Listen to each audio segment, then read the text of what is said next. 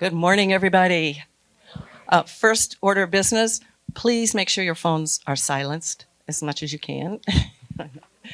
And I am excited about introducing our morning speaker, Ms. Keri Becker, who is currently in her 7th year as the Director of Athletics at Grand Valley. Prior to being named the Director of Athletics, Becker's career has always been on a college campus. She began her journey in 1990 as a softball student athlete at Saginaw Valley State University while majoring in criminal justice. Keri moved into the head softball coaching position in '96 at Ferris State University, where she stayed for 15 years and was a 3-time Great Lakes Intercollegiate Athletics Council Coach of the Year. In 2011, GVSU stole her and brought her on board as the Associate Athletic Director and Senior Woman Administrator, and Becker moved into the Athletic Director position in 2016. Keri was appointed by Governor Whitmer to the Task Force of Women in Sports that convened 2019 to 2022. She is a current member of the NCAA Division II Membership Committee, is the current chair of the Great Lakes Intercollegiate Athletics Conference Management Council, and a board of directors member of the Women Leaders in College Sports National Organization. She was awarded the Michigan ACE Distinguished Woman in Higher Education Leadership Award during the summer of '22.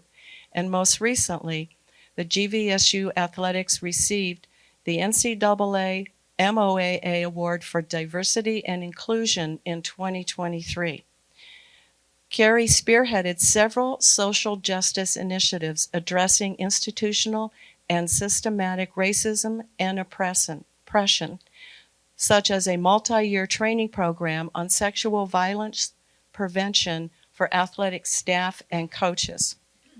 Another huge part of Keri's story is her service to our country. She grew up in a military family, and as a sophomore in college, she signed up for the Army Reserves. In 2003, she reported for active duty and served in Iraq for a year. Thank you. This morning, Keri will talk about the state of college athletics and the update on women's athletics and its impact, and anything else she thinks is going to be interesting for us. So let's give a warm welcome for Keri Becker. Make sure my mic is on here, but I got to move this up a little bit. How we doing, gentlemen? How does that sound? Good. Hello to everybody in Zoom land. I'm going to move these over because I'll probably trip over them. Thank you so much for the introduction. You guys dug deep for a few of those pieces of information. This is the only room I've never gotten booze in when they said I was at Ferris for 15 years. So I appreciate that. It's just part of our history, right? Thank you very much for inviting me here to talk about athletics. What better thing for me to chat about than athletics? And it was fun to think about this topic. It evolved from the impact of women's sport, or Title IX in women's sports, to really what I came to call it the NCAA and GVSU today and into the future. So while Title IX is not in the title, we can certainly talk about it. And I only have about 10 or 12 slides. So we're going to get through those quick because I want this to be, what do you want to know? What do you want to understand? There's so much going on in the news. There's so much that has gone on over the years, whether we want to talk about 50 years of Title IX, whether we want to talk about what's going on in the state of college athletics. I want this to be more, what do you want to know? What do you want to understand? I know you guys are all here to get knowledge from me, but the wisdom in this room is off the charts. But I also want to talk about, because there's some things that people have opinions about. I want to hear those things. And let's talk about them. We're not going to fight. I may disagree. Hopefully we can give each other different perspectives, if nothing else. And if I need to stop moving around, let me know. When I looked at, this was coming up, I said yes to it. One, because I try to say yes to help serving our community in a lot of different ways. And I had done one of these before, and I really enjoyed it. But then I really underestimated my time. I'm trying to figure out how to be in 3 places. Our spring sports, if you're paying attention to Grand Valley, are just killing it. Our softball team won their regional. They're going to the super regional. They are, yes, okay, there we go. I like it. Yeah. And I'll talk about the Director's Cup, but we need our spring sports to really do well, to bring home one of those crystal trophies that we all like, the NACTA Director's Cup. So we're in a race right now. Right now we're in third. So after the spring is going to be, yeah, we haven't been in third in a while. We've been sort of in second after the winter, but we get there. So we're going to have to do well. Softball is going to the super regionals in Indy. Just got back from Denver, 2 o'clock in the morning yesterday with lacrosse. They won their regional. So the good news is they're both going to be in Indy this week. But at the same time, women's golf right now is teeing off at the national championships in Eureka, Missouri. So Wednesday evening, I get on a plane to St. Louis. I'll go watch their final round Thursday. If they get into what's called medal match play for Friday, Saturday, the championship bracket, I'll stay. If not, I'm getting on another plane Friday morning to get to Indianapolis for a 1 o'clock softball game, which I will make. I already got the plans. Softball at 1 in Indy, and 100 feet that way in Indianapolis will be 4 o'clock lacrosse in their first round of the Final Four. The next week, men's golf tees off Monday morning in Warren, Ohio for their national championship run. I do have an associate AD that's going to help me out the first couple days, but Wednesday I'm going to take off for Warren, Ohio, go watch them play their final round, and then I'm going to get on a plane, hopefully, maybe, depending on, again, how golf does, to Pueblo, Colorado to watch our outdoor track and field national championships. So that's my next week and a half, 2 weeks. But isn't it fun? All my colleagues across the GLIAC, they're kicking their heels up, and they're already in summer, but it sucks to lose. So I love winning.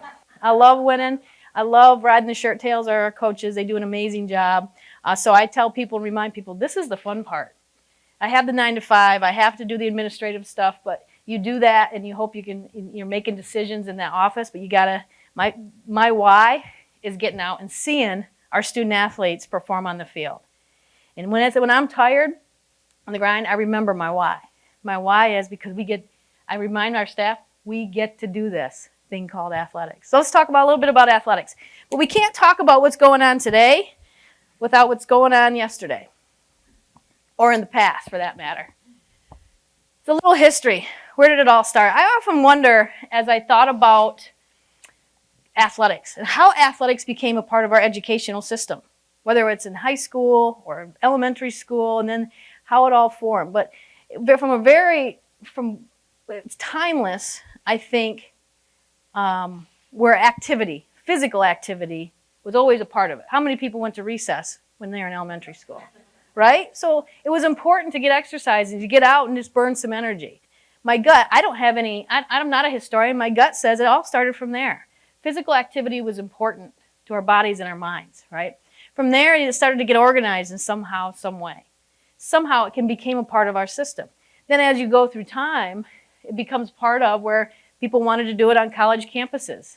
They were doing it out in the quad or out in the grassy parts. And really it evolved to this first football game, it wasn't even called football at the time.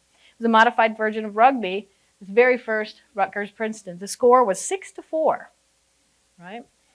Now, there wasn't this passing game. It was all just smashing into each other, fighting over a ball. It's really what it was about, right?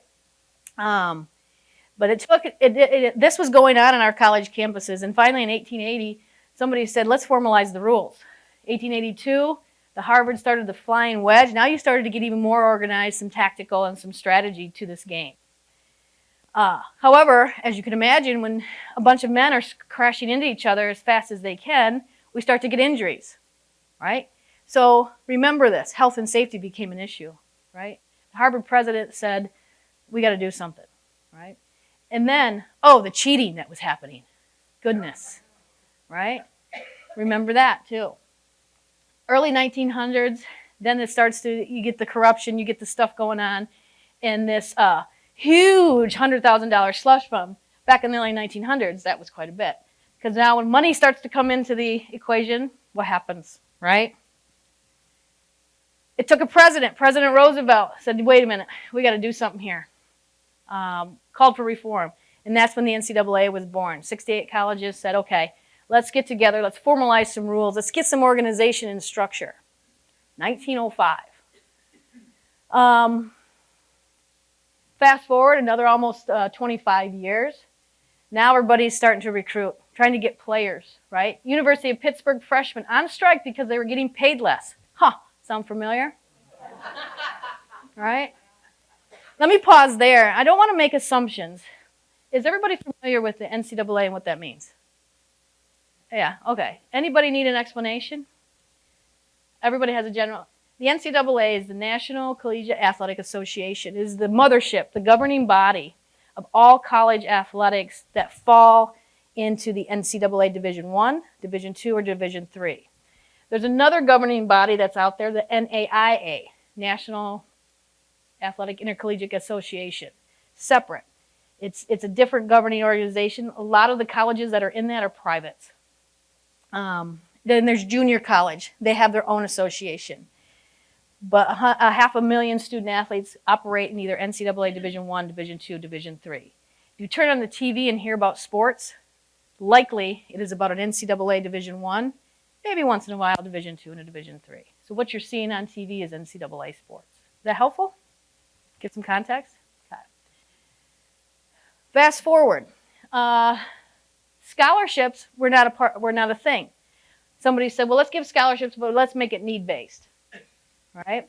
So only the needy student athletes could get scholarships. Obviously, that changed a few years later. Why? Because they knew we wanted to get even more student athletes, and it wasn't always about the needy ones. We wanted to get them based on their talent, right? Not just on their need. 1950s, it really starts to organize. Walter Byers became one of the first CEOs of the NCAA because all of these things were starting to happen.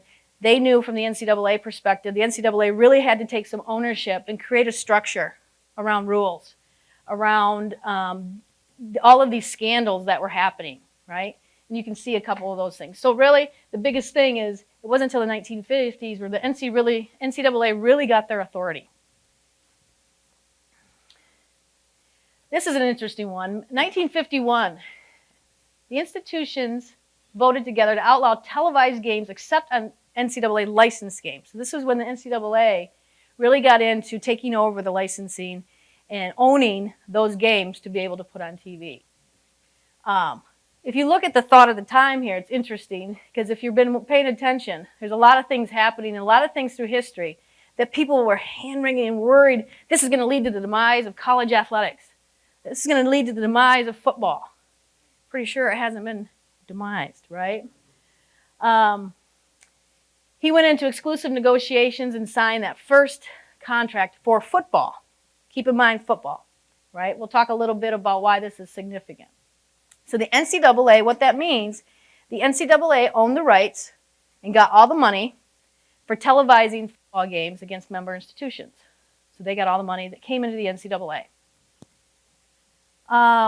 They even blacked out NFL on Saturdays, to make room for this thing that we call American college football. And the package grew to $3.1 million per year, right? Fast forward, 1970. So all this is happening around football. Football is what's driving the bus. Sound familiar? Right? 1970s, Title IX. Dun, dun, dun, dun. I should have got sound, right? Right?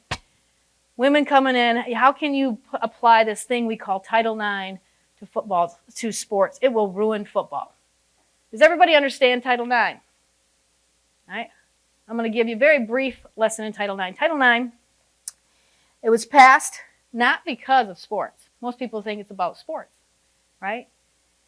It was, how many of these people went to college and got into math? How many women went to college, right?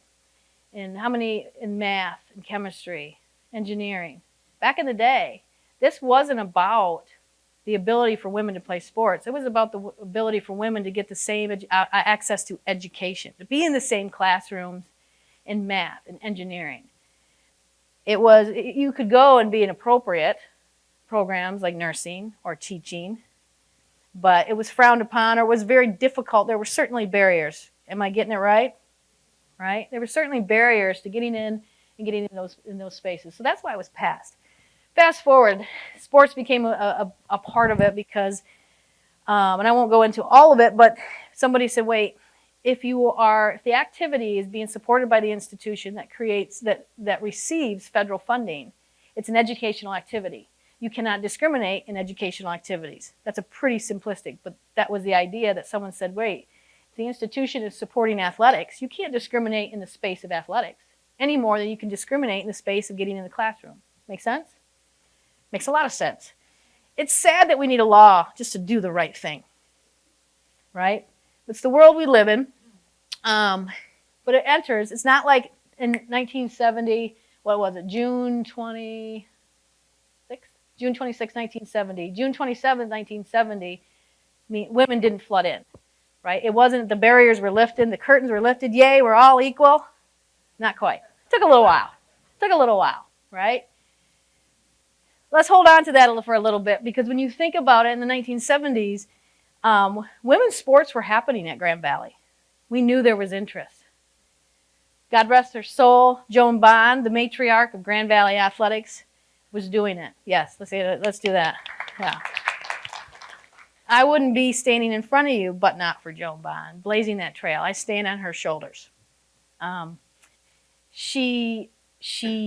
A group of women said, I want to do this, we need help. She said yes, and then she kept saying yes. It was softball, then it was volleyball, then it was basketball, then it was tennis, then it was track. I might have those a little bit out of order, but she kept saying yes, and women kept saying, we want to do this too. Fast forward all the way to today, we have 28 national championships, of which 20 of them are women's sports, right? So that doesn't happen without a commitment, a dedication by Joan Bond. But more importantly, I'm going to give a shout out to Grand Valley, a commitment from Grand Valley State University and its administration that said, we are going to invest in women's athletics. We are going to do this thing from a broad-based perspective and give both our men and women the opportunity to be successful. Yes, ma'am. Did you? Oh, yeah.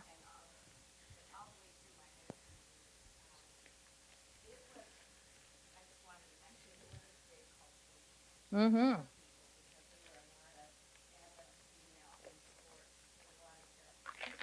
Mm-hmm.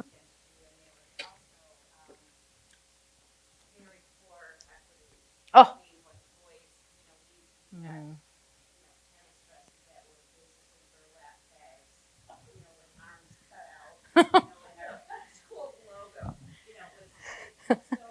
I want to see those.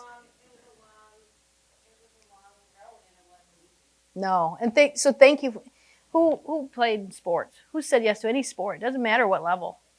You did. You all mattered in that, right? You all mattered in that. It wasn't easy. And I always say this. You know what? Women didn't need all the. I'm gonna go on the women's side here for a second. Women didn't need all the flashy and pretty uniforms. You put on a burlap sack and you went and competed, right? So anyway, we'll come back to that a little bit. We can talk a little bit more about it. But it's starting to resurface again, and we'll get to that. 1981, though, that's when the institution said, wait a minute, especially the bigger schools, I call them the big boys. They're the ones you see on TV, Alabama, Texas, Oklahoma, etc. They said, wait a minute, all this money is going into the NCAA. We want a piece of that pie. Sound familiar? Okay. They went to court. Oklahoma University, through NCAA, said, nope. The court sided with Oklahoma and said, NCAA, you can't own all these football contracts, right? That was okay because the rise of basketball was happening. So the NCAA says, okay, we'll let go of the football money. You guys can have it, right? You guys can have it. So that's where we're at today. All of the big football money, that what we call Power Five, the Power Five are our biggest universities that play football, the Southeastern Athletic Conference, the ACC, SEC, Big 12, Big 10. If you've listened to some of those things, those are our Power Five, where a lot of the money is going through football. That money remains with the institutions. They control their media rights. The conferences they're in control their media rights. The members they just share the money with each other. So the football money is with the institutions. It's an important point. NCAA was fine letting go of football because this is where basketball was on the rise, right? And so they realized the cash cow was really in that March Madness. Everybody know what March Madness is? How could you not, right? How could you not? Whether you want it on your TV, somehow it ends up on all of your TVs, whether you like basketball or not. It just does, right? And that's why there's so much money in it, right? And so that's where we saw a huge increase in the NCAA money coming not from football now, but from basketball. So what they did is the NCAA signed a multi-year, I think the first one was a 10-year contract, multi-million-dollar contract, where CBS Turner Sports paid an enormous amount of money to the NCAA for the rights to show the basketball games on TV. That's simply what they wanted. All that money comes into the into the NCAA in this bucket right here. This it shows a projection, but most importantly, this is where we're at right now. So we're not quite at $1 billion with the NCAA, but don't worry, by the end of the year, they'll get there. All right? They're not in a hurry. So if you look at 2022, we have a $1 billion organization, of which almost all of it comes from that basketball contract. 1 month of basketball generates this in 1 year. Okay? So that is what's driving the NCAA. Where does that money go? So there's some other buckets, obviously, royalties, championships and tournaments is a chunk, eligibility center, that's every student athlete that comes from high school that goes into college has to register with the eligibility center. They look at your grades, your test scores, make sure you meet a standard to be able to compete. Membership dues we all pay and some other stuff. So $1.1 billion last year. Where does it all go? It gets distributed in the biggest lion's share goes to D1, right? Goes back to those institutions. The biggest distribution piece comes from men's basketball and how your team does in men's basketball. So this is one of the things I think people do not understand, and so I'll take a second here to help people understand how the money goes into the NCAA and flows back to our Division I institutions. Because you can see our little piece of the pie, 4%, right? We like it, and I'll tell you why in a minute, but over here, this is where the money, almost all of that $1 billion, goes right back to Division I. Primarily through your ability to perform in men's basketball. What happens is, for every game you play in March Madness, you get, I think it's almost, I might be a little bit off here, almost $400,000 per game that comes to your conference for each institution in your conference for each game they play. The deeper they go into the conference or into March Madness, the more money that gets racked up to the conference. So if I get Michigan State made it all the way to the Final Four, so how many games is that? 4? Yeah, wait. There's 64 teams to 32, right? So four games. So 400,000, 400,000, 400,000, 400,000. So for every Big Ten school that navigated through the bracket, it's another 400, it's another 400, it's another 400. All that money gets pooled and sent to the conference offices. And then it's up to the conference offices how they distribute it to their members. Don't think they don't get a big chunk of it. The conference keeps it a little bit, and then they disseminate it out. So all of this is getting back for one sport, men's basketball. So why do we invest so much in men's basketball? Not we, Grand Valley, but why do some of those big schools, all of those big schools, invest so much in men's basketball? Because that's what drives the money back to the conference and ultimately back to your institution. Let me pause there. Am I clear on how that gets back to the institutions and why men's basketball is so important? Okay. Yes, ma'am. So it's just those 64 teams that make it in the March Madness Yep. that drive so much of the Yep. money? Yep. So teams that aren't big enough, schools aren't big enough, or, they just don't get the records. Mm-hmm. Mm-hmm. That really fails. I mean, you're kind of cut out of the... Yeah. Yep. Exactly. Exactly. They get it in other ways because there's about 12 different little buckets with scholarships and academic performance. Oh, that academic thing. There's a little bit for that. But primarily the biggest hunk comes from men's basketball distributions, we call it. Yes, ma'am. I have a question. So when the money comes back to the conference, is it split equally among all the schools, or is there you're better, so you get more, and so forth and so on? It's up to each conference how they distribute it. It could be equal. It could be based on whatever criteria the conference wants. So it's not equal. It's not. Alabama doesn't necessarily get more than Mississippi unless the conference has the criteria that says that. It's a good question. So let's take some Division I schools in our footprint. Name some Division I schools that aren't Big Ten. Western, Central, Eastern, Not Division I, Division II, but I like where your head's at. The only ones that matter. Oakland. Yep. Michigan. They're in the Big Ten, but Eastern, Western are in the MAC conference. They are a football bowl subdivision, so they're spending a lot more money than, say, Oakland. Oakland's in the Horizon League. That's called a mid-major. We call those mid-majors. So they're the Oakland's, U of D, Cleveland State, Dayton. Slightly, still Division I schools, still trying to keep up with the Easterns and Westerns, who are also trying to keep up with the Michigans and the Michigan States and the Texases and the Oklahomas and the Penn States, right? But that they're all still fighting for that pot of money, right? And they're spending a ton of money on men's basketball because the Horizon League hasn't had a team, I don't think, make it out of the first round in 10 years, right? They can still get it. Oh, that's a good question. I believe they do. I believe they do. Oh, I'm sorry. How do the independents get the money? Like Notre Dame's an independent, but they're only independent in football. I think they play in the ACC and the rest. But the independents, how do they get the money? I am not completely sure, but I will email. I'll find out that answer and I'll email it, and you will get that answer.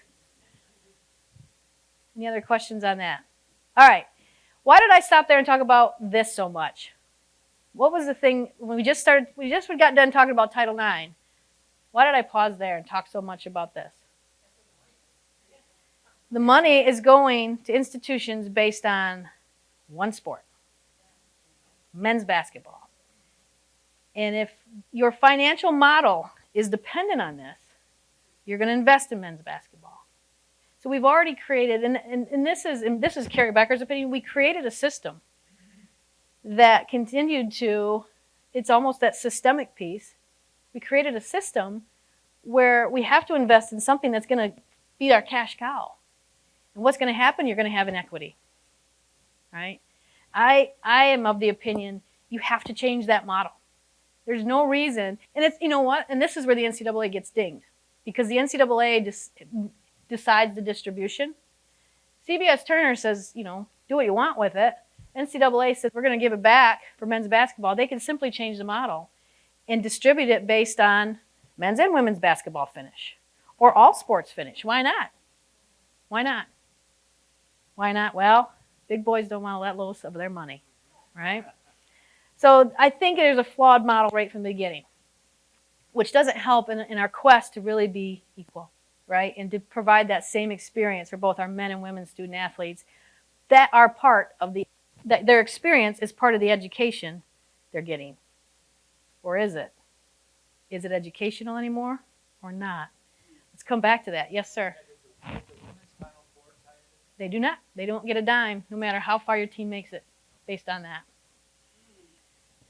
So he asked, "Is the women's Final Four tie into this?" I said, "No, not to the distributions." Yes, sir.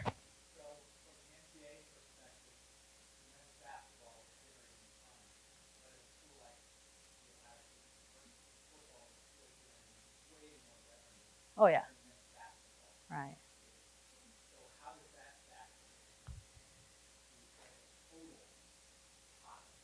That's a good question. He said, so from the NCAA perspective, like at a school like Ohio State University, football raises far more revenue than men's basketball. So how does that factor in? Did I get the question right? It factors in 0. Remember, where does the football money stay? At the school. Right at the school.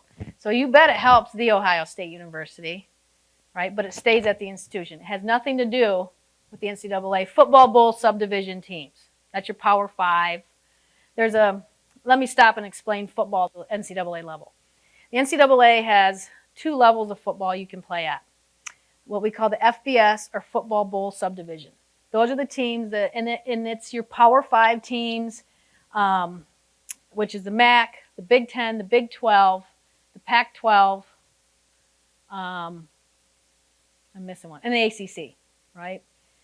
And those are the ones playing, and they're playing for a chance to go to a bowl game. Everybody's watched the bowl games in December, to go to a bowl game. And they get money from bowl organizations, private companies, bowl organizations own all that money and they give it to the schools for coming to their bowl. There's the FCS level, Football Championship Subdivision. That's another division where you are playing for an NCAA championship. Appalachian State was one, they are FBS now, but remember when they beat Michigan back in the day? Yeah. You guys are still scarred? They were what was so big, they were an FCS school, right? You're playing at a lower level, Division I. They're still all Division I institutions, but it's a lower level. So they do play for a championship. And some of that revenue comes in through here, this championships, but the pot isn't near as big. They're not driving, those schools are not driving huge amounts of revenue. They are for their school a little bit, but none of those are sitting in the black because of FCS football. So to answer your question, that football money doesn't figure into here. Any other questions on this before we sort of move on? Okay. All right. Good. Did you guys know this? Okay. Is this interesting? Okay. Good. We're gonna keep moving. Otherwise, I was gonna leave. No, I was kidding. Let's put some more context in it. Even we talk about all this money, everybody's, and it gets all this money institutions are spending on college athletics, right? And I think you should question what institutions spend money in. I think there's some good transparency out there, but there's also some fallacies. When you think about it, this is a couple of years old, so I'm sure this number is bigger. Of all university budgets, this is $536 billion, and I know this number is bigger. Only 1.8% is spent on athletics of all colleges. And if you looked at Grand Valley's university budget, which you can see online, and see the amount that comes into athletics, it represents about 1.5% of our university's total budget. So it's not, is it really that far out of whack? Right? And so you have to put it in context. And of the 20 million that's spent, 10 billion of it is self-generated. So this is just looking at expenditures. So that number is even less when you take this into consideration. Now, it doesn't mean it's not out of whack at some institutions, right? But I think if you can stay within about the 1.5% to 2.5%, in my opinion, I think you can operate a very successful athletic program. I think we're in the sweet spot. You know, the return on investment for what the university spends, but I'm biased. All right. So we learned a little bit about the NCAA, and during all of those times, those points in history, there was a lot of hand-wringing and a lot of worry about what this would do to college athletics, all these decisions along the way. When you think about the NCAA and NCAA college athletics, when you think of college athletics, did it lead to any demise, any deterioration? No. But we sit here today, and we're talking about the same things. That's why when I was doing this, but I find that interesting. The NCAA was formed out of the idea that for health and safety. Too many people were dying playing this sport we called football, right? Now, when you think of all of the things that are coming out from our student athletes, it isn't just about money, but it's about health and safety, concussion protocols, having doctors on the sideline, having doctors make decisions, having other medical staff make decisions that are autonomous of the coach. One of the biggest things that came out was called the Arrington Settlement. And it was about concussion protocols and having a medical staff available for high concussion sports. Duh. Right? But it's unfortunate it took a lawsuit that said, you know, if you're playing hockey, you probably ought to have some medical staff there. Why? Because the injury rates are really high. It went one more and said the medical staff have autonomy to make a decision about going back in the game.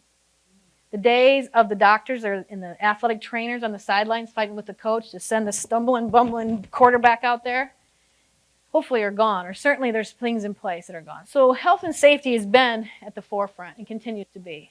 So here we are again. It just looks different. Take it one step further into the mental health piece, right?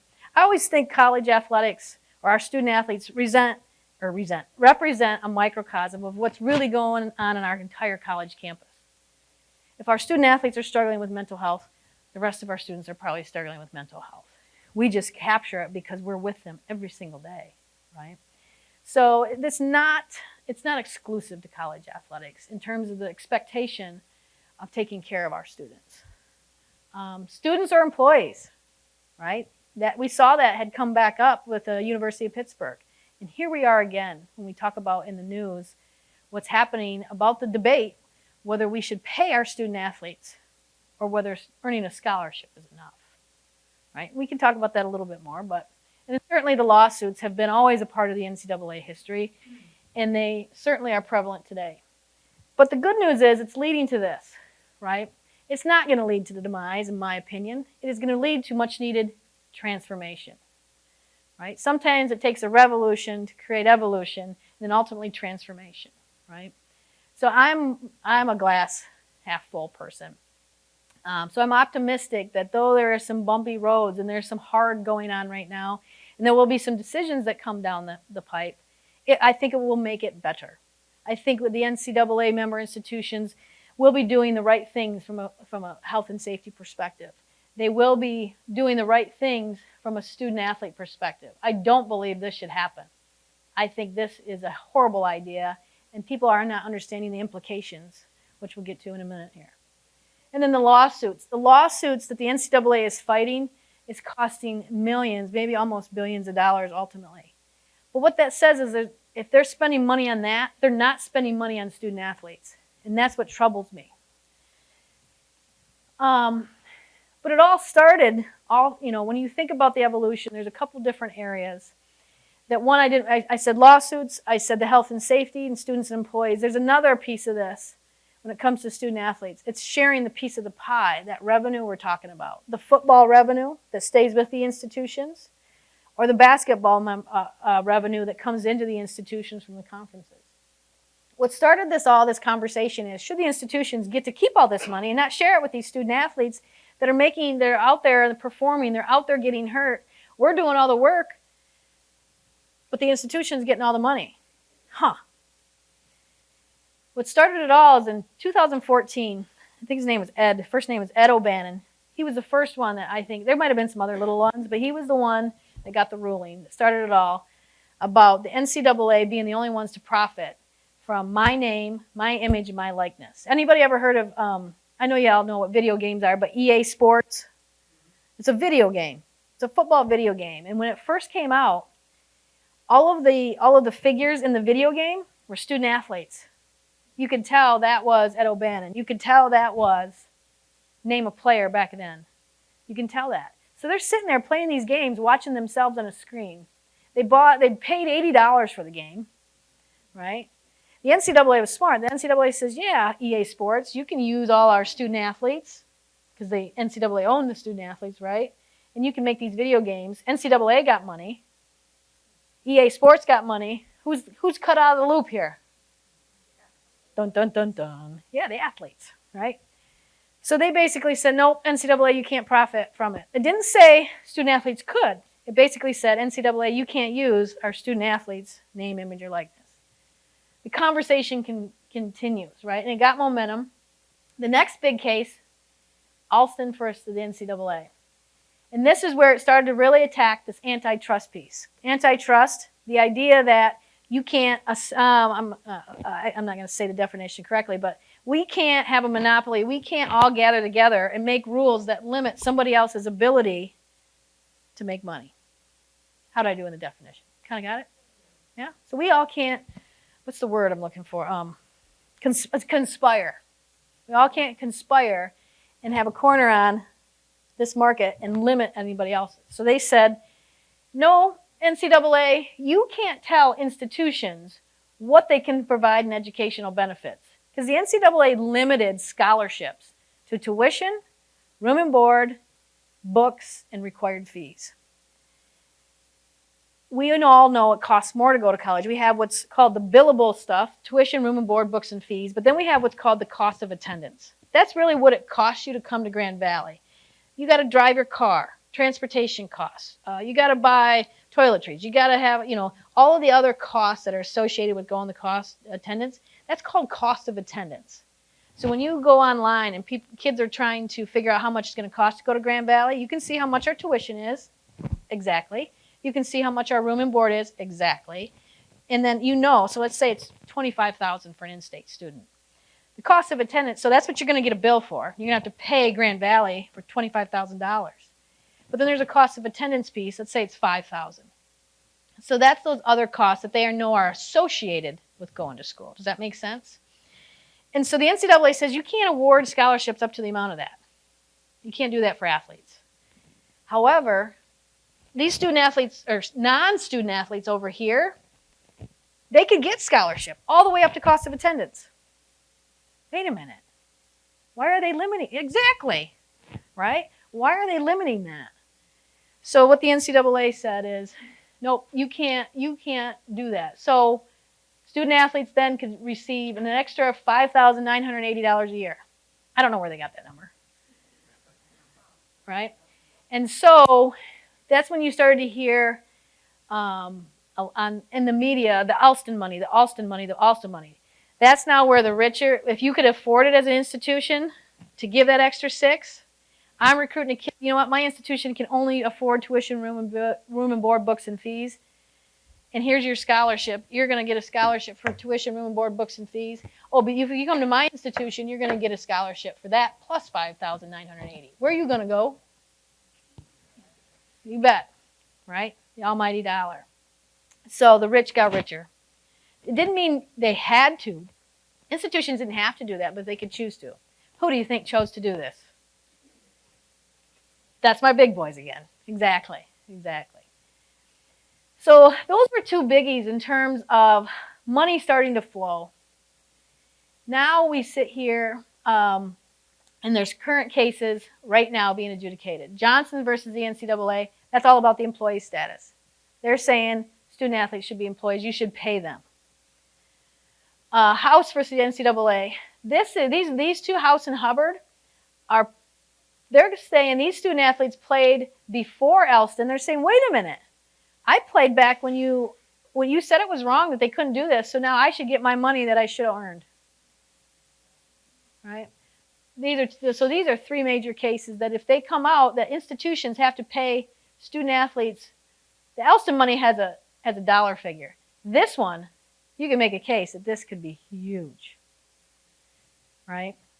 So these are the cases we're watching right now that really are really guiding, and I shouldn't say guiding, but this could change everything for sure in terms of institutions and what they have to pay. Or certainly the NCAA would not be able to pay this bill. I'm quite certain of it. So anyway, to be continued. But when you hear those cases, now you'll know what they're about. It's all chasing what used to be. Going back to the name, image, likeness, why does that matter?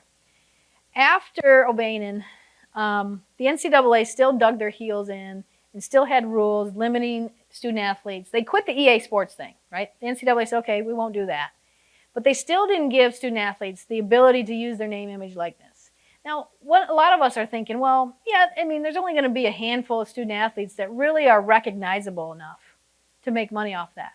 But it actually was good legislation when the NCAA did remove that prohibition, because it did open up some things that I think could have happened. If we got a football player right now he plays the violin, he's really good. If you wanted to pay him to play the violin at your wedding, you couldn't pay him to play the violin at your wedding because he's a football student athlete. Silly, right? Our students, if they're really good at playing the trumpet, they can go to the Bob and make all kinds of money every single night playing the trumpet. But our student athletes could not do the same thing. So it opened up stuff like that really needed to happen. Camps and clinics. So this is whether Division I, II, or III, that opened that up. Camps and clinics. Cade Peterson, our football, he's really good at throwing the football. He could not go run his own clinic back in his hometown in the summers and make money off his ability to throw the football because of the prohibition. So it's good in that way to open up the ability to do that. You see what's, there is some opportunity. Now it's being, let me put it in the parking lot. There is some stuff happening that's probably not what it was intended to. But if I look at it, and if we looked at it from a broader perspective, it did open up some things that I think should happen. Our student athletes should be able to make money on their own name, their own image, their own likeness. By gosh, if you have 200,000 followers because you have that kind of influence, and a lot of it's social media based, you ought to be able to make money for it. We worry a little bit on what some people are using on their social media to make money for. We have rules that say it can't involve alcohol or, strip clubs or things like that. There's some things, right? So you worry a little bit about what some people are doing on social media to make money. But again, it's as long as they're not wearing a GV, who am I to say what they should and shouldn't be able to do with their own name, Keri Becker, my own image and likeness, right? Likeness where you can't really tell it's me, but you can sort of tell it's me. So I think in the overall it's a good thing. However, just like anything else, now we see the rise of collectives. Who's heard the word collectives in the NIL space? What are collectives? So what happened is once the NCAA removed this prohibition of the use of name, image, likeness, they said, institutions, you can't really do this. You can't create these deals. You can't get the local car. I can't call the local car dealer up and say, hey, will you give this basketball player a car to do some ads and some social media posts? I can't do that. I can't be in the middle, right? But what happened is groups of alums or even friends of the program, so 6 car dealerships got together and said, we're all going to put in $1 million. We got $6 million, and we're going to pick the offensive lineman, we're going to pick the quarterback, we're going to pick the point guard of the women's basketball team, and those 3 are going to get $100,000 a year to come sign autographs at our dealership. They're also going to get $100,000 a year. They're going to come do some ads on TV, or I want them to post social media about our 6 dealerships. That was legal. That's where all the money is flowing in now. So again, now the institutions have sort of removed themselves, but now you have these entities that are forming. They form a collective, create an LLC. It's called the Car Dealership LLC for the good of Texas, football, whatever they want to call it. And then they decide and they sign these deals and contracts with these student athletes. So that's what's happening. Obviously, that's, again, where does all the advantage go? Well, the big boys, right? And even now, the big boys are always going to be the big boys with the biggest pockets. But it's trickled now. All these other schools are starting to spend even more money and try to do these other things to create these collectives so they can try to compete and claw away, not just for the basketball money. Make sure I can get the best basketball player so I can maybe get into the tournament and maybe get some of that basketball money. So we get this continued arms race, if you will, of these schools spending more money on this. And if the 6 dealerships are doing a collective to pay the student athletes, the 6 dealerships that gave our athletic department $50,000 a year in sponsorship and advertising that I use to fund some of the other programs is gone. So who does that affect? All the other sports, certainly women's sports, and even certainly the men's sports, right? So you can see how it starts to create this shift of where the money's going, but then also the pressure, competitive pressures create financial pressures. And then ADs have to make these decisions where you start to see cutting sports at the D1 level. The average number of sports at the Division I level is 13. We have 20. Why do they only want 13? What? Make money? Cost. They want to spend it on men's basketball. Why? Because they got to get in the tournament. If I get in the tournament, I can get the money. Okay, it just keeps going, right? So we're so far away from the purpose of athletics within higher education in some places, right? All I'm describing is not happening necessarily here at Grand Valley or over at Hope. It's happening at that higher level, but it does have some trickle-down effect, right, a little bit. And it leads to the deterioration of that student-athlete experience from an educational standpoint, which then leads me to the argument with making them employees. If I'm really deteriorating the educational piece, well, maybe they are employees. I don't know. I'm not saying that. But that's the argument. Do you see where the argument starts to come in and it starts to get some steam because of things like this? The other thing we're watching is out in California, there's a AB 252 bill. This is a biggie.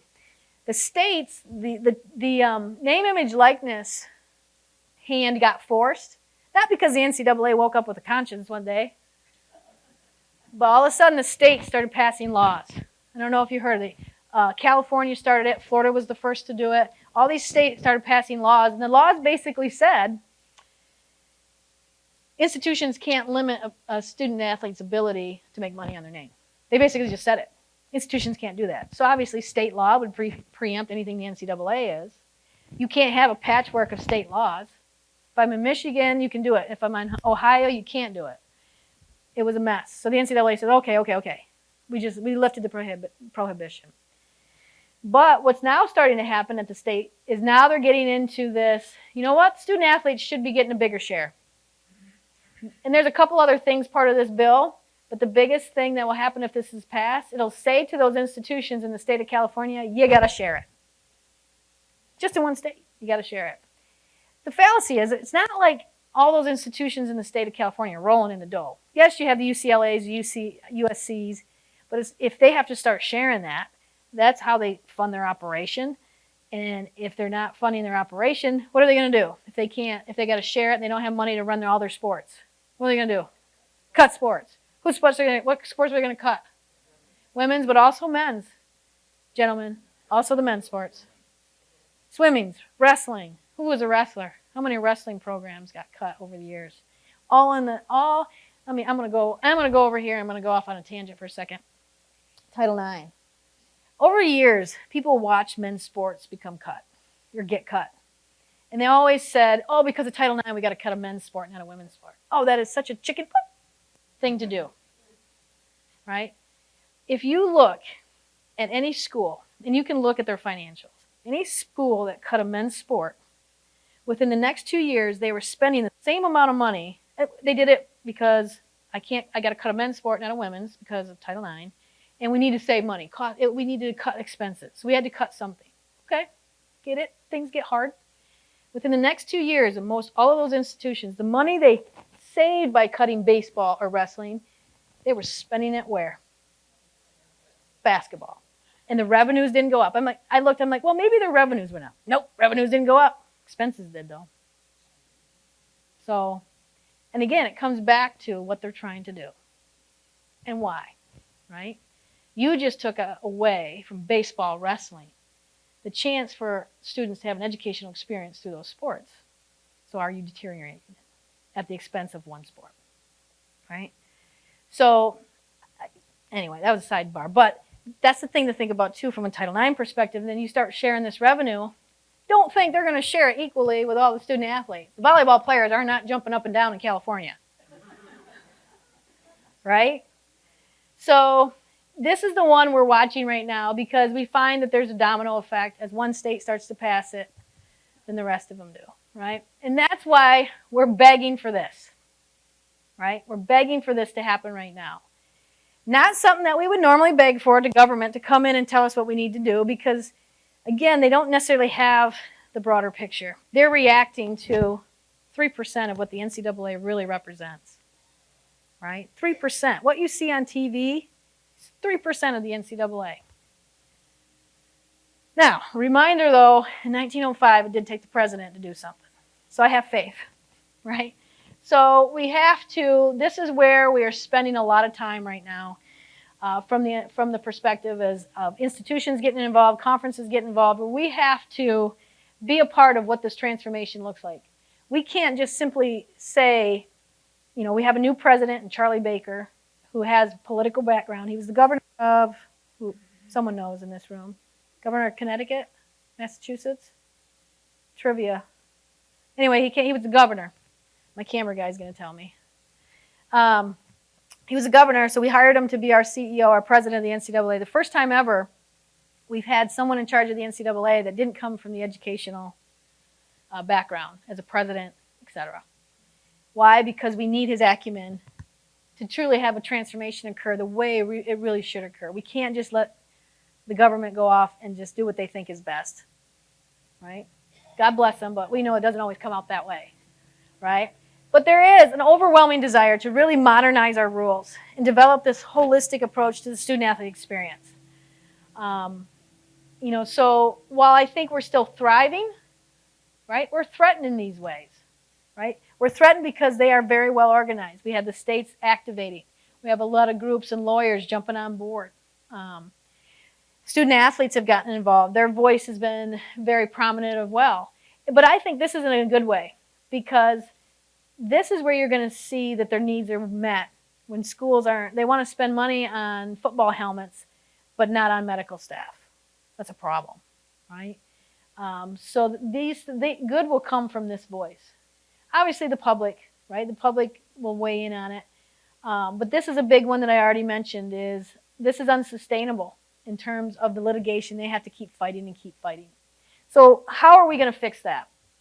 These are basically the legislative priorities that we're trying. Charlie Becker, our president, through the conferences, and even we have a meeting with him at the end of the month from a Division II conference where we're going to talk about our perspective and make sure he understands who we are, what our stories are, why we matter as Division II institutions in the state of Michigan. It's not all about Michigan and Michigan State. There's hundreds of thousands of students that play college athletics all across our state, including Division III, right? So we do need NIL protections, right? Right now it is a wild, wild west, right? You hear about all the great things, these student athletes getting money because they're really good at bouncing a basketball or throwing a football. That's great, right? But also there's some stories about where they have been, they're caught, they're signing these contracts, they're just putting their hand, and they are caught, right? They got to do all these things, and they are a certain percentage because it was buried in the contract. None of them are lawyers. They just see the dollar signs and they sign.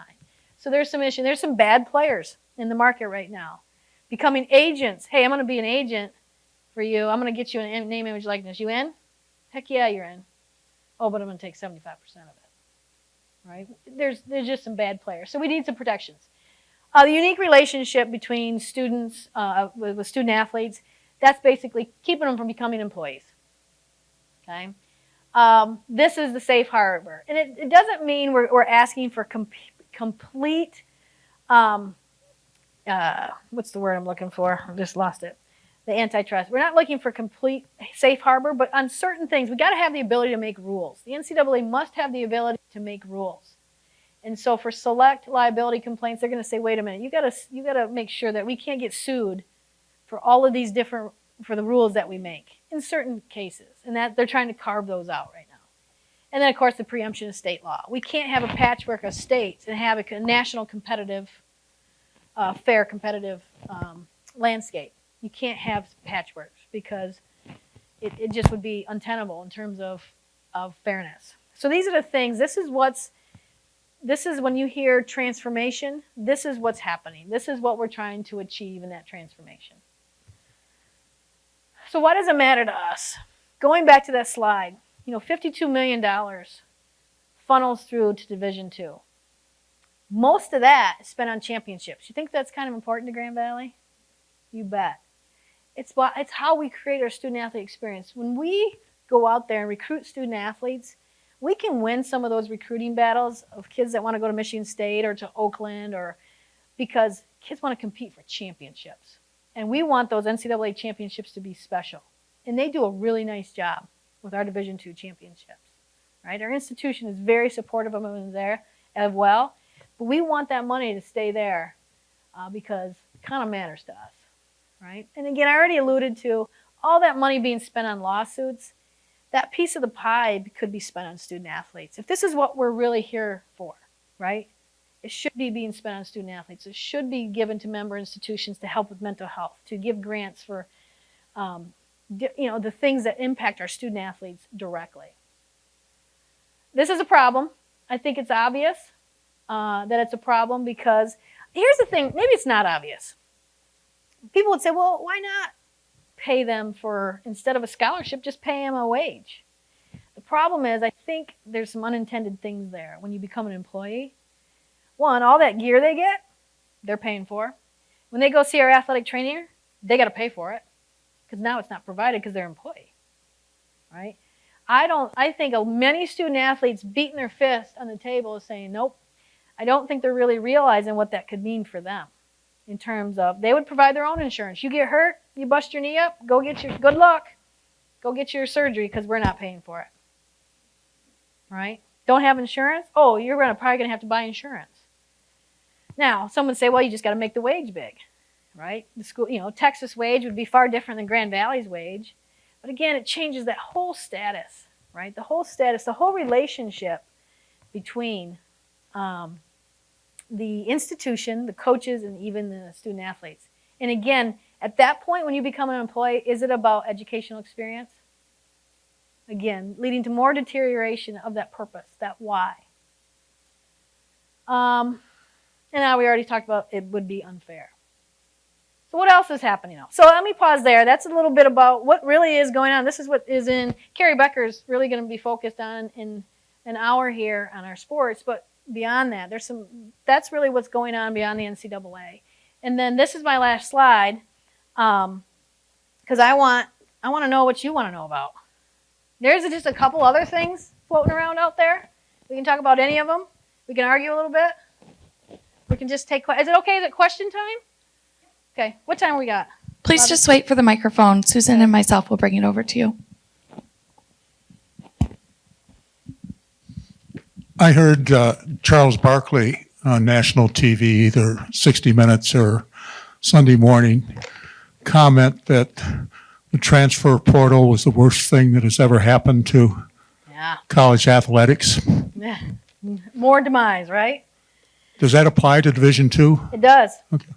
The transfer portal is new. It used to be the rule NCAA, and the NCAA doesn't just make their rules by themselves. The member institutions, especially at Division II, we vote on it. We decide if the rule is going to pass or not. We put up the rule, right? Division I, it's a little bit different. They have a board of directors.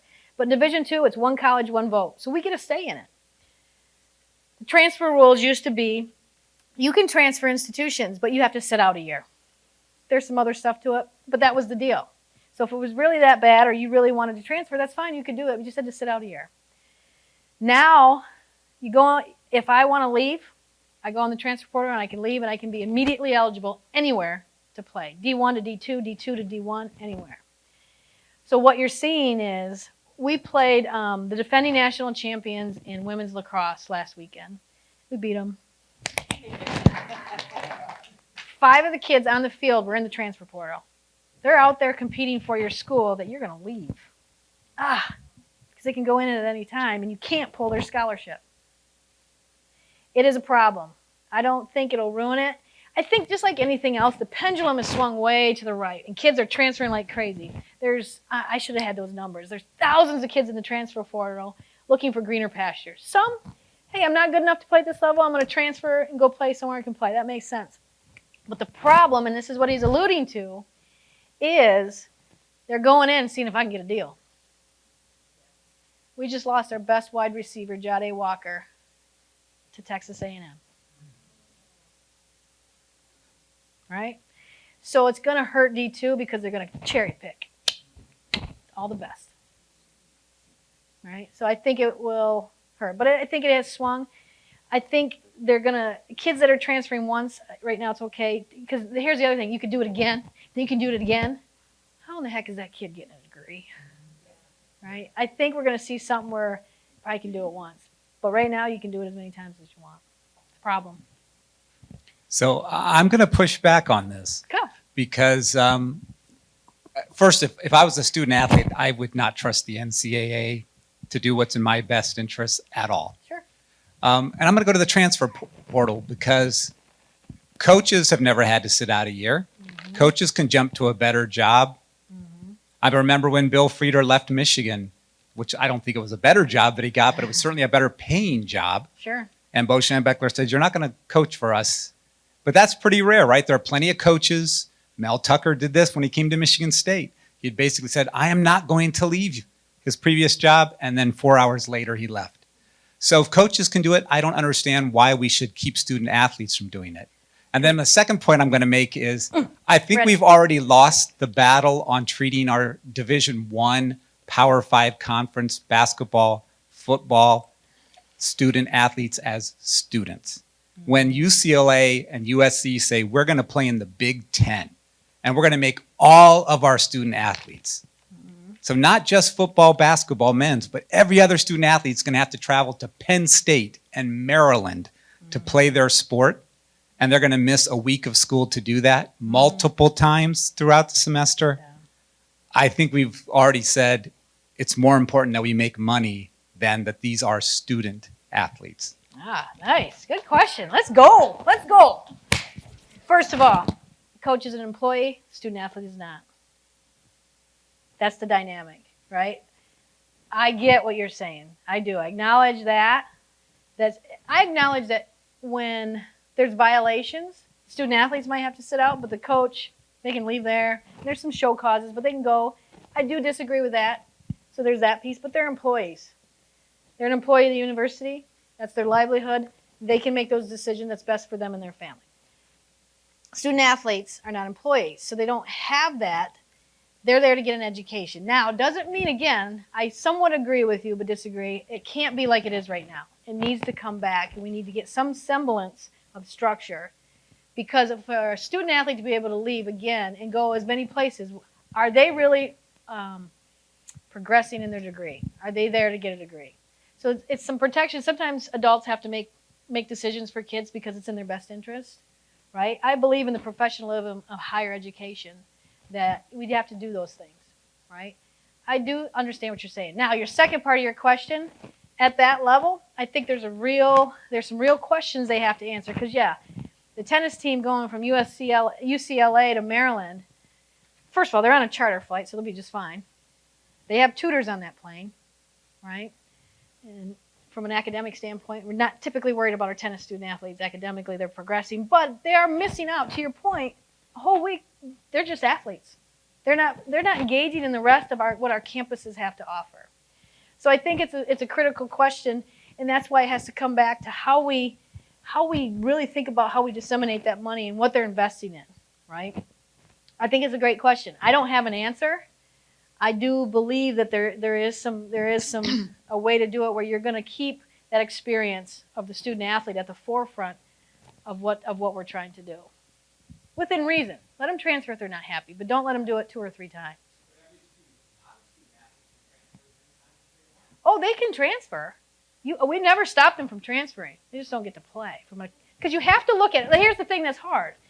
You're looking at it from a completely wide. If you look at it from a completely fairness standpoint, and we have created rules to be fair in athletics. In any game you play, there's rules. If you look at it just from a competitive fairness standpoint, it absolutely needs to happen. But that's how you have to look at it. We have rules in sports, right? They've always been rules. We're not doing anything differently. From a broader perspective, I agree with you. From a pure competitive perspective, I don't think they should be able to transfer and go play. They can transfer. We're not saying you can't transfer. You just can't play. What else? Yes, ma'am. So to my way of thinking, there has to be some value in education and the student piece of that. And I know you spoke to that a little bit, but that's what troubles me about this whole business. Yeah. Yeah. Yes. So you're saying there's value in the scholarship that they're receiving as part of their pay. But there's value in just attending a college. And getting a degree. Yeah. Yeah. Absolutely. I think, though, the value of education is undeniable. But when you add in the economics of it, that's where it starts to, I think, muddy that value. It's like, well, yeah, that's important. Yeah, you're giving me $50,000 a year to go to Michigan. But I also know my value is higher than that. And that's where they're arguing. Does that make sense? It's an and, not an or, as I think their argument. Got a portal question for you. Do you think the NCAA will ever limit the number of kids that can come in on a portal? Because right now you can build a team, right? Good. Yeah. I don't think they'll limit the number. They'll limit the number per team, or the number. No, per team. So I can't be a coach coming to a new place and bring in 20 new players. I don't think they'll do that. I've heard that, though. People are saying they're going to limit the number of transfers I can take as a coach. I don't think they'll do that. It'd be nice if they did. It'd be a start. I got a question. I'm kind of changing the discussion here. But I had a question. Okay. How many D2 schools are there out there? And it just seems like Ferris and Grand Valley are winning national championships all the time. And what is Grand Valley doing so right, or fair? I mean, these Michigan schools doing so right that they're always in the national championships. Well, Ferris really only wins in football, and that's a problem. That's a problem. That one hurts, but we're getting there. We're getting there. So you hear about it, and you know what the thing is? There's other institutions winning more national championships than Ferris, but why did you hear about Ferris? It's our rival, West Michigan, but it's football. There's some other institutions doing some. Hope College is amazing. They've done some nice things, right? But you don't hear about them. Maybe you guys do, but maybe you don't. So what are we doing differently? And I think it goes back to when we were talking about Title IX. Grand Valley, technically, they did need Title IX, right? But Joan Baum was already moving the train. And when that train was already moving, the presidents at the time, and there's some cool history there, said, okay, and I'll give a lot of credit to Dr. Lubbers. He said, we want to be really good in football. But to do that, we need to be really good in women's sports. We're going to invest in women's sports.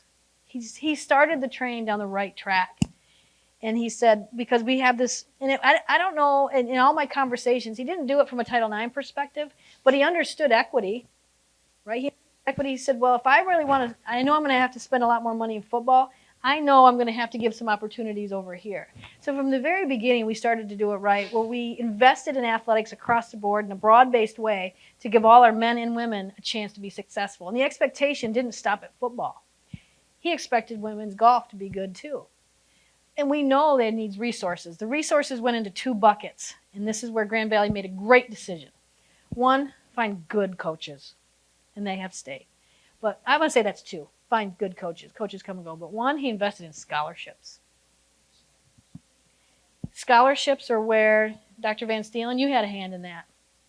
If we knew if we could give the coaches scholarship dollars to go recruit quality student athletes, and we didn't limp into, let's give them a little scholarship money. No, we increased it over time and increased it very quickly. So we were fully funded from a scholarship perspective, because if you have scholarship, you're going to get good student athletes. You're going to win some of those battles with Central and Eastern and Michigan State. And so we funded scholarships. So that's how Grand Valley did it right from all perspectives. Two, we found good coaches, right? We paid them well. And then three, we invested in our department, just like we invested in expected excellence, just like we invested in the chemistry department, right? We were investing, in my opinion, in a way where everybody could be successful. And athletics was no different. We're part of the fabric of the institution. That's this thing over here we sort of want to do. And I don't know, maybe Dr. Van Steelen, I don't know that we really did, we invested in athletics to drive enrollment. We did it from a perspective of it would create, not image, I don't want to say image, but create some, not notoriety, but just exposure for the university in a positive way. And people say, oh, I've heard of them because of, I don't play football, but yeah, I've heard of them. And then it creates this exposure, right? So we didn't do it in a way that we were trying to drive enrollment, but it doesn't hurt. It doesn't hurt at all. Private institutions, a lot of times, will invest in athletics because it drives enrollment. There's a math problem in there. We didn't really have to do the math problem. We knew we were getting a return on investment based on, we saw as athletics grew, what happened to our enrollment. It wasn't the only thing. Grand Valley was doing a lot of awesome things, but it doesn't help that you align those two. Butler's a great story too. Butler did the same exact thing. They leveraged athletics, and I think that's what we've done, is leveraged athletics in the right way and spending the right amount of money to get the right return on investment. The Butler story is a great story if you want to Google it. They did the same thing, but there was this cool athletic thing happened at the D1 level. Basketball made this run, but there was some stuff going on the academic side, and the key was there was leaders that recognized how both could help. Did that answer your question? Okay, forget Ferris. I've been associated with the Grand Valley for quite some time, and in the past, I know that a lot of the students got partial scholarships, and of course, they always tell their friends they get a full ride. But that's another thing. But I wonder, how many student athletes do we have now, and how many of them are getting full rides? Are there still partial scholarships? And how many Grand Valley students have NIL contracts? Wow. Thank you, Dr. Huckman. That's a great question. We have about 600 student athletes. over 20 teams. We're relaunching men's wrestling next fall, so we'll have another 40. We're launching women's wrestling fall of 24, so we'll probably get up to about almost 700. Of those numbers, now he mentioned partial scholarship, full scholarship. If you're on a full scholarship, that's tuition, room and board, books, and fees. Partial scholarship is any amount less. Division II philosophy is based on a partial scholarship model. For instance, our football program has 36 full rides they could give out. And they could give out a full ride, but we got 120 guys on the team. So they're all, not all of them, probably 60% of them, 70% of them are getting some scholarship money, and the rest are walk-ons, right? So 36 where FCS has 72 and FBS has 84 scholarships. And you only need 22 to play, but that's beside the point. So it's a partial scholarship philosophy. So your question is how many are getting? I don't have the exact number, but about 6 years ago, I did a little project, and I took all of our student athletes. Any money Grand Valley was getting them, I took it out, whether it was academic or athletic. Those are the two bigger buckets, or even in some of the endowments. If Grand Valley was giving them the money, I took it out. That left the amount they had to come up with to pay the institution. And that could have been from Pell, could have been from state grants, could have been from mom and dad's pocket. It didn't matter to me. A lot of it was loans. But once I took out all the money Grand Valley gave, academic and athletic, we spent that year we spent $4 million in scholarships. The average scholarship size is about $5,000. There's some on full rides, but they're not very many, right? But once you take everybody, the average is only about $5,000 at the time. It's probably higher now. We were spending $4 million on scholarships, but the cash that came into the university to pay for the rest of their bill was about $6 million. So we were still a $2 million. We were still to the good $2 million cash to the university. So it's probably, the average is probably about 7,000 or 8,000 is a scholarship, but there's kids on books. There's kids on $1,500. If they're full rides at Division II, usually the full ride comes from, hey, we're going to give you a full ride, but we also know you're 3.5, so we're going to count that. We know you're getting that. And then, oh, you're Pell, okay, we got to take that off. Because you can't give them, you can only give them up to the cost of attendance with other money, non-athletic money. So they can maybe get some full rides, but it's not all athletic money. It's very few kids. 20 maybe are full rides. Are there any limits on the number of scholarships or the amount of money to be spent that are imposed by the NCAA or yes, we have limits. Or the school? Yeah, and we don't have any NIL deals cash. We have probably 50 kids getting products. They get this liquid IV and they post it on social media and they get the product for free. So our kids are dealing more in the products. They're running camps and clinics with their NIL stuff. Limits, there is limits. The NCAA has limits on the number of scholarships. Football can only have 36. So 36 times 25,000, that's their budget. They got that to spend. Softball gets 7.2. Basketball gets 10. So there's limits. So I might have 10 golfers, but I can only give out the equivalent of 5 scholarships. And those differ between schools. So does Ferris get more football scholarships than we do? Well, they can't get any more than 36. They can't get any more than 36. Yeah. So they may give less. There's schools that allocate less in scholarships, but they can't get more than the NCAA limits. Where institutions differ is the other types of aid that they can put on top that's not countable. The big deal at Ferris gives out associate's degrees. And if you were a needy kid, you were on any type of DHS type funding, free lunch, reduced lunch, you get free tuition at Ferris for 2 years. Don't think that won't matter to the football, because now I don't have to spend football money. We got to spend on tuition. We got to spend. Let's say we're going after the same kid. We're going to give you a tuition scholarship. That's half what it costs here. It's a pretty good deal.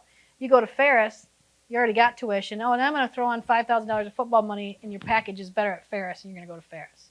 So there's different philosophies from a financial aid packaging philosophy that can affect athletics. Maybe too far into the weeds, but it all matters. Where are we at? Here, Keri. Oh, here we go. I wanted to add to your list of why Grand Valley has done well because I think our facilities are second to none. Oh, absolutely. We have superior facilities, which was also part of the part of the package of what we felt was important in a university. And now if you would address the last question, because I know about it, but I think a lot of people don't. And when you do that, to make it clear what is the difference between NCAA 1 and 2? I know that, but some think it's based on the size of the university. Very good question. So just Thank to clear you. that up. Yes, I will snap at the facilities. The investment I talked about didn't stop at scholarships and coaching. Yes, it was at facilities too. Now, our arena is 50-some years old, but I tell our basketball coaches, you win a lot of games in there. I tell our pool isn't great, but I tell you, we've got a lot of All-Americans in there. So the facilities are just the bricks and mortar. I'm a believer it's the people inside the bricks and mortar that matter, but our facilities are pretty darn good from a Division II standpoint. Division II, are we going Division I? The answer is no. Next question. Now, as a good AD, I have to keep my pulse on what's going on around us. We have looked at the importance of where does Grand Valley belong? So it goes to the question, right? It isn't about the size. People say, oh, you have 18,000 undergrads, 25,000 students, you need to go D1. It has nothing to do with the size. How big is Duke? Quarter of that size. It doesn't, but they've chosen to go Division I. Division I is about the level of competitiveness that you want to play on in a conference. And then really the biggest difference is the amount of money you want to spend on athletics. Does that align with your institutional mission and what you're trying to achieve? And what is that return on investment? I think you have to ask yourself that question. What's important to you as an institution, and does it help you achieve that? For us, championship excellence is important. It's important about the student-athlete experience. And it's also important, I think, again, what does it make sense, dollars and cents, the return on investment? What are you spending? What are you getting back? And does that help you achieve what you want to achieve as a university? I say no, but it doesn't mean never. I have to keep an eye on what's going on because we've watched around us our conference shrink. We're having a heck of a time filling a football schedule. And so that caused me to say, wait a minute, do we belong here as we look around? And we don't certainly look like any other institutions. We don't look like Northwood. We don't look really like Ferris. We don't look like Davenport.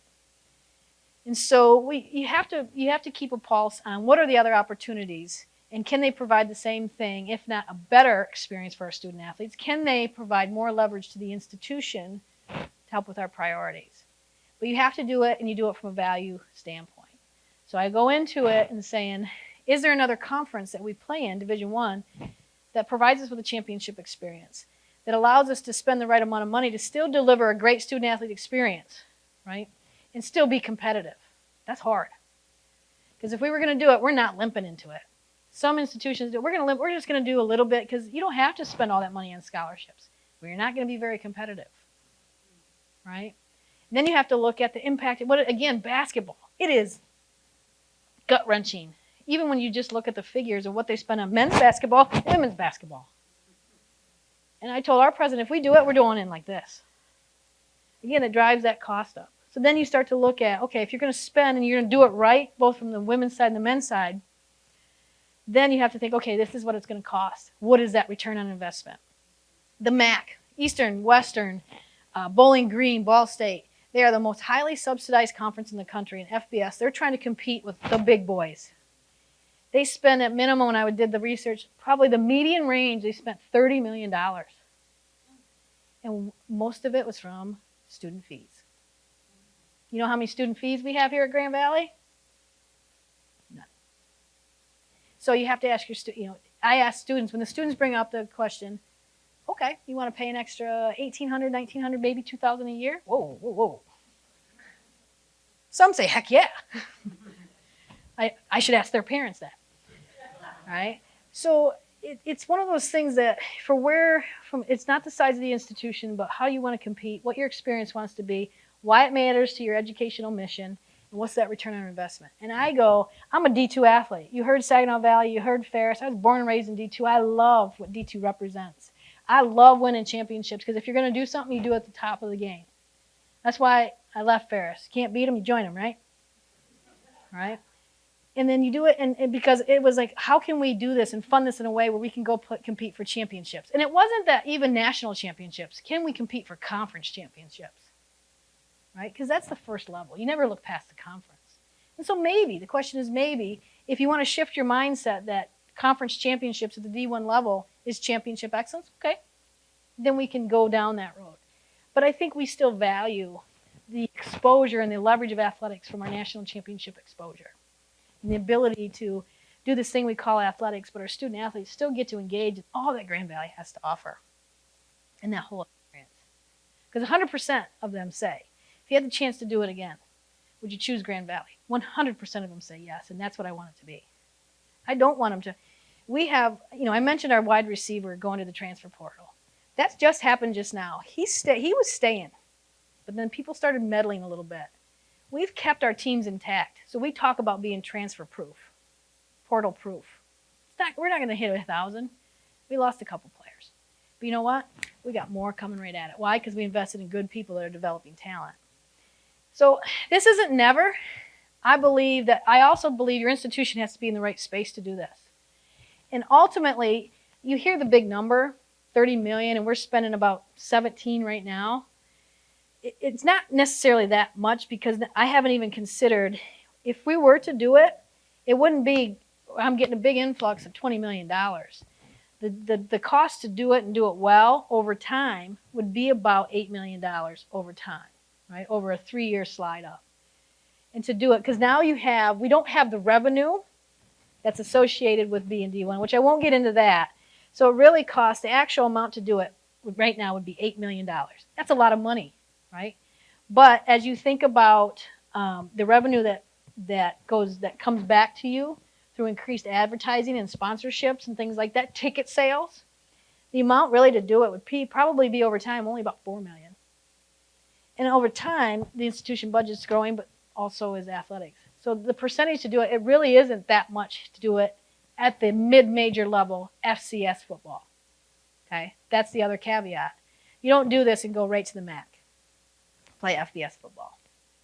So I'm a believer in, I think we're in the right space for where this institution is.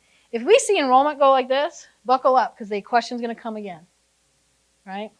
And maybe rightfully so. If we start to continue to see the D2 landscape change, deteriorate, people leaving our conference, we might have to consider a new home.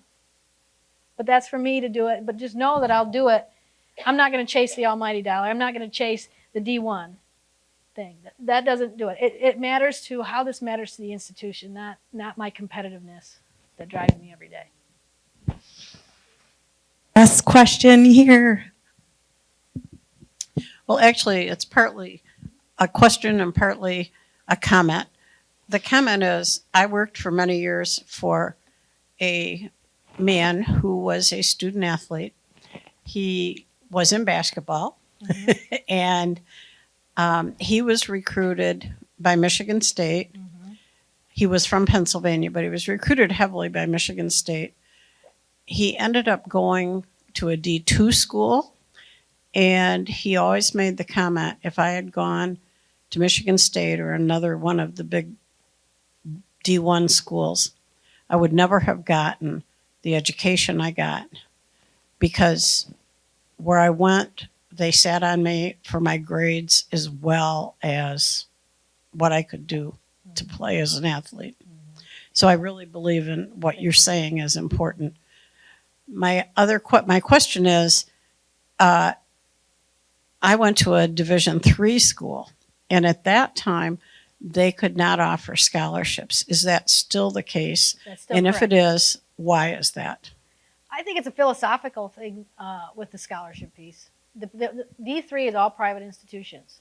And the way their financial model is very different in terms of how they fund their institution. They use athletics as enrollment drivers. If you look at a lot of D3 institutions, sometimes over half of their student body is student athletes, right? Now, they put together some pretty good packages sometimes. So again, it comes back to the institution's financial aid model in general that can make them competitive. So yes, that's still the case. we did have one online question. Oh, yeah, let's do it. It's fact and figures, so maybe Oh, boy. but do you have a sense of how many of our student athletes complete a degree within 5 years? 88%, I believe, is the number. We have to turn in graduation rate reports and academic success reports. And it's a 6-year lag, right? So we just did one this year for the 14-15 class. 86% of those, or excuse me, it's 86 or 88. 86 or 88 graduated. Or left here eligible, right? So we have to track on those that leave. So if they left here and they were good and in good academic standing, we get credit for them that we assume they would have graduated, even though we don't know because they went to another institution.